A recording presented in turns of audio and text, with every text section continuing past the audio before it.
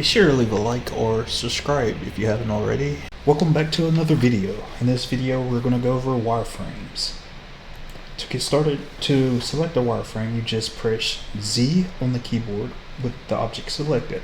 Then you will have a choice of choosing wireframe, and you would press the same key to go to solid. So we can press 1 on the numpad keyboard to get the front view. Okay, that's also with our object selected. If we want to move to like the right or the right of the, we can press number 3 on the numpad. Top view would be 7 and front view again is 1.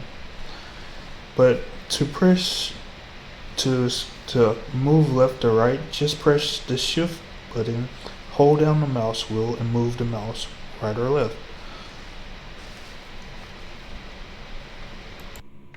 To scale sideways, we'll just go to our window panel and go under frame and we would just go, then move the values around till we get our appropriate size.